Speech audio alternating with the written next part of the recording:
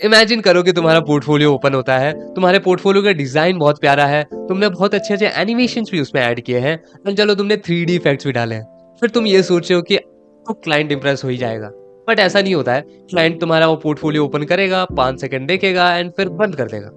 अब प्रॉब्लम ये नहीं है कि तुम्हारा पोर्टफोलियो खराब है, प्रॉब्लम ये है कि क्लाइंट को ये कॉन्फिडेंस ही नहीं आया कि वो तुम्हें चूज करे। सोचो तुम एक क्लाइंट हो जिसे वेबसाइट बनवानी है एंड तुम्हारे पास 20 डेवलपर्स का पोर्टफोलियो पड़ा हुआ है एंड सारे पोर्टफोलियो के अंदर एनिमेशंस अच्छे हैं, डिजाइन अच्छा है एंड सबने 3D फैक्ट्री डाले हुए हैं। बट तुम किसको मैसेज करोगे? बहुत सारे लोग ये सोचते हैं कि जिसका पोर्टफोलियो सबसे ज्यादा कूल होगा उसी को, बट एक्चुअली ऐसा नहीं है। सबसे पहली चीज, अपना पोर्टफोलियो देखो एंड एक सिंपल सवाल पूछो, क्या इस पोर्टफोलियो में से अगर मैं अपना नाम हटा दूं तो क्या ये पोर्टफोलियो किसी और के पोर्टफोलियो जैसा लग रहा है? अगर आंसर है हाँ, तो सबसे बड़ी प्रॉब्लम तो यही है। देखो, इंस्पिरेशन लेना गलत नहीं है, मैं भी बहुत सारे डिजाइनर से इंस्पिरेशन लेता हूँ, बट एक टाइम के बाद तुम्हें रेफरेंस लेना बंद करना पड़ेगा एंड तुम्हें खुद से डिजाइन करना पड़ेगा। क्योंकि इंस्पिरेशन का पर्पस ये नहीं है कि मुझे एग्जैक्टली यही बनाना है, उसका पर्पस ये है कि इसने ऐसा ही क्यों बनाया। एंड जब तुम क्या बनाया से लेके क्यों बनाया पर शिफ्ट होते हो, वहीं से तुम्हारी ओन डिजाइन थिंकिंग स्टार्ट होती है। एंड आजकल तो तुम एआई से भी अपना डिजाइन बना सकते हो, बट मैं वो ज्यादा सजेस्ट नहीं करूंगा, क्योंकि एआई तुम्हारी थिंकिंग नहीं दे पाएगा उस डिजाइन में। एंड तुम्हारे पोर्टफोलियो में सबसे ज्यादा इंपॉर्टेंट वही होता है।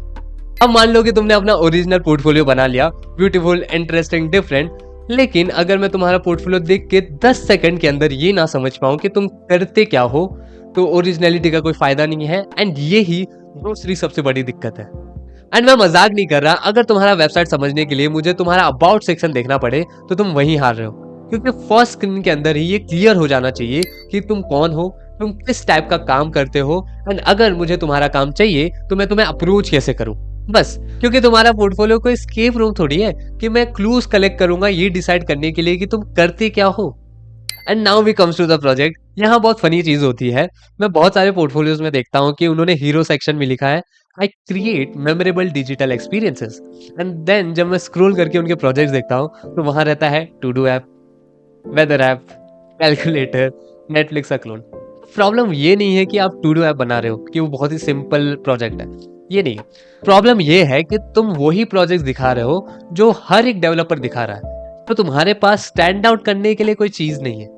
अब तुम्हें कोई क्रेजी आइडिया इन्वेंट करने की जरूरत नहीं है, तुम्हारा आइडिया सिंपल भी हो सकता है, बट उसकी जो थिंकिंग होगी ना वो सिंपल नहीं होनी चाहिए, क्योंकि क्लाइंट यही देखता है कि ये बंदा सोचता कैसे है। एंड एक और चीज, ये मुझे बहुत ही बड़ी क्रिएटिव डेवलपर ने बताई थी कि जब भी तुम अपना पोर्टफोलियो बनाओ तो उसके अंदर एक प्रोजेक्ट डिटेल पेज जरूर डालना। ऐसा बहुत लोग करते हैं कि अपने प्रोजेक्ट का सिर्फ लाइव लिंक डालते हैं, ऐसा मत क्या करो।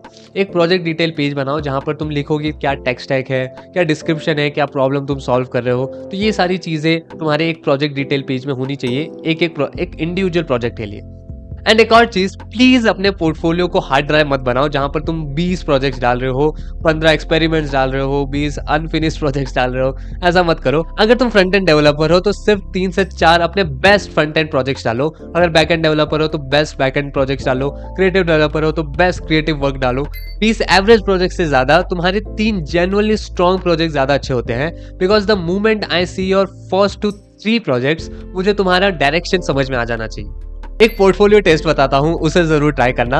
अपने किसी भी नॉन टेक वाले फ्रेंड को अपना पोर्टफोलियो लिंक भेजना, उसको ज्यादा कुछ समझाना मत, सिर्फ अपना लिंक भेजना पोर्टफोलियो का, एंड 1 मिनट के बाद उससे ये पूछना कि क्या तुम्हें समझ में आया कि मैं करता क्या हूँ। अगर उसका आंसर है हाँ, तो बस पोर्टफोलियो ठीक चल रहा है, एंड अगर नहीं तो दिक्कतें हैं। 2 से 3 अपने नॉन टेक फ्रेंड्स को भेज सकते हो और ये टेस्ट कर सकते हो, ये बहुत काम आता है। एंड अगर तुम अपने पोर्टफोलियो को इंप्रूव करने जा रहे हो तो प्लीज एक और एनिमेशन ऐड करने से पहले रुक जाना और ये 3 चीजें फिक्स कर लेना। क्या तुम्हारा पोर्टफोलियो तुम्हें रिप्रेजेंट करता है? क्या तुम्हारा पोर्टफोलियो क्लियरली ये दिखा रहा है कि तुम करते क्या हो? क्या तुम्हारे प्रोजेक्ट्स जो कि तुमने पोर्टफोलियो में डाले हैं वो तुम्हारी थिंकिंग बता रहे हैं? एंड सबसे ज्यादा इंपॉर्टेंट, क्या क्लाइंट को कोई रीजन मिल रहा है तुम्हें हायर करने का? Because end of the day client तुम्हारे पोर्टफोलियो को हायर नहीं करता है, वो तुम्हें हायर करता है। एंड पोर्टफोलियो सिर्फ उसे ये कॉन्फिडेंस देता है कि हाँ, इस बंदे को हम काम दे सकते हैं।